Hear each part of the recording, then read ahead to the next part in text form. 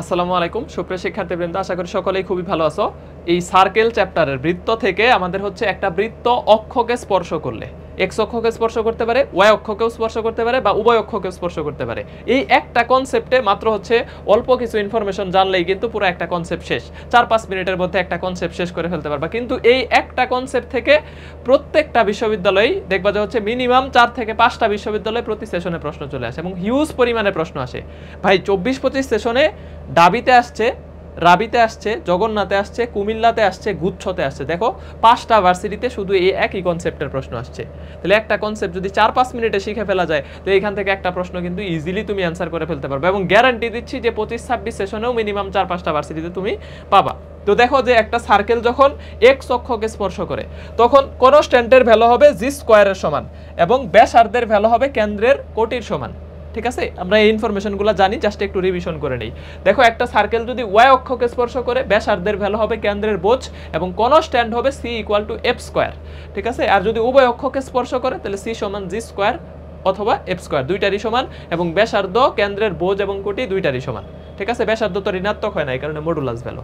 এখন দেখো আমরা কি কি প্রশ্ন আসলে আসছে। দেখো রাজশাহী বিশ্ববিদ্যালয়ে এই প্রশ্নটা চলে আসছে যে জিএফ কেন্দ্র বিশিষ্ট। এই যে জিএফ দেখে আবার হচ্ছে অনেকের হচ্ছে অন্য কিছু ভাবনা চলে আসতে পারে। এটা হচ্ছে কেন্দ্রের বোঝ, কেন্দ্রের কোটি, কেন্দ্র বিশিষ্ট বৃত্ত ওয়াই অক্ষকে স্পর্শ করলে তার সমীকরণ কি। একটা বৃত্তের সমীকরণ বাইর করার জন্য আমার দুইটা ইনফরমেশন লাগে, একটা হচ্ছে সার্কেল মানে এটার সেন্টার কেন্দ্র লাগে, আর একটা হচ্ছে রেডিয়াস মানে ব্যাসার্ধ লাগে। তো কেন্দ্রটা দেওয়া আছে, ব্যাসার্ধটা জানলেই তো হয়ে যাচ্ছে। তাহলে ওয়াই অক্ষকে স্পর্শ করলে এর ব্যাসার্ধের ভ্যালু হবে কেন্দ্রের বোঝের সমান। এখানে কেন্দ্রের বোঝ আছে জি। তাহলে সুতরাং বৃত্তের সমীকরণ আমি এখান থেকে বলতেই পারি, সুতরাং বৃত্তের সমীকরণ। তাহলে বৃত্তের সমীকরণ কিভাবে বাইর করে? যে x মাইনাস কেন্দ্রের বোঝ এটার whole square plus y minus কেন্দ্রের কোটি এটার হোল স্কয়ার ইকুয়াল টু ব্যাসার্ধের বর্গ। তাহলে ব্যাসার্ধ কত? জি স্কয়ার। ভাই এখানে মাইনাস, যদি মাইনাস f থাকতো এখানে তাহলে এটা প্লাস হয়ে যেত, এটা প্লাস হয়ে যেত।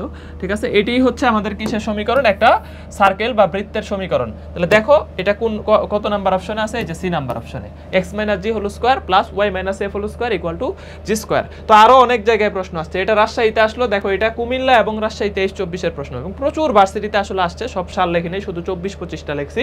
যে একটা সার্কেল x অক্ষকে স্পর্শ করে, তো এক্স অ্যাক্সিসকে যদি টাচ করে তাহলে সেই ক্ষেত্রে সি এর ভ্যালু আমরা জানি জি স্কয়ারের সমান। আমাদের একটা ইনফরমেশন হচ্ছে c equal to g square. এখানে যেহেতু বর্গ তাহলে আমার প্লাস মাইনাস নিয়ে ফ্যাক্ট নাই। তাহলে এক্স এর সহগকে 2 দিয়ে ভাগ করলে 4, 4 এর বর্গ কত? 16। ঠিক আছে, 4 এর বর্গ 16। তাহলে আমাদের এখান থেকে আসতেছে একদম 1 সেকেন্ডে পারবা। এই একই প্রশ্ন 4টা ভার্সিটিতে আসছে।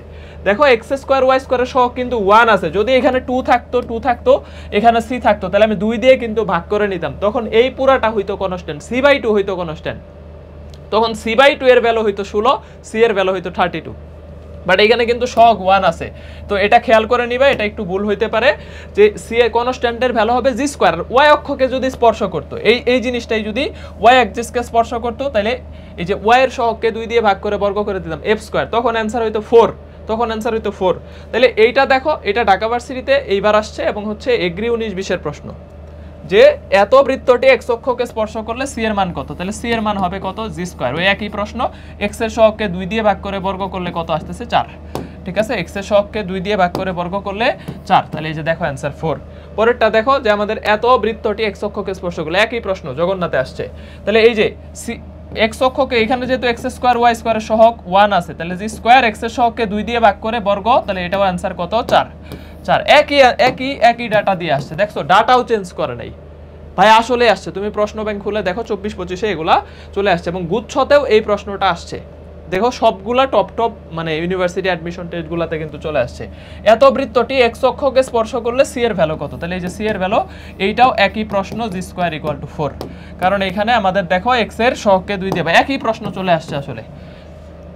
দেখছো প্রশ্ন নাকি রিপিট করে না, তোমরা অনেকেই হচ্ছে আসলে কনসেপ্ট কিন্তু প্রচুর রিপিট করে। এই একটা কনসেপ্ট খুবই ইম্পর্টেন্ট। এখান থেকে আরেকটা বলে দেই যে 2√g² - c 2√f² - c অক্ষের খণ্ডিতাংশ ঠিক আছে এক্স অক্ষের খণ্ডিতাংশ কত 2√g² - c 2√g² - c এবার এগ্রিতে আসছে আর ওয়াই অক্ষের খণ্ডিতাংশ 2√f² - c রুটের ভিতরে হবে f² - c আর 2টা রুটের বাইরে আর এক্স অক্ষ বলে 2√g² - c এক্স অক্ষের খণ্ডিতাংশ ওয়াই অক্ষের খণ্ডিতাংশ তাহলে অক্ষকে স্পর্শ এবং খণ্ডিতাংশ দুইটা জিনিস কিন্তু আমরা শিখে ফেললাম এই যে 2√g² - c এক্স অক্ষ আর 2√f² - c ওয়াই অক্ষ ঠিক আছে এটা হচ্ছে x আর এটা হচ্ছে y অক্ষ এই যে দেখো কতগুলা ডাটা কিন্তু আমরা একসাথে শিখে ফেললাম কয় মিনিট লাগছে তো দিস ইজ অ্যাকচুয়াল মানে এইভাবে হচ্ছে স্টাডি করতে হবে আসলে গুছায় গুছায় পড়তে পারলে দেখবা যে হচ্ছে সহজ জিনিস অনেক সময় ভুলে যায় আসলে সবাই তো এক কোয়ালিটি স্টুডেন্ট না এগুলো অনেকের কাছে পানিবাদ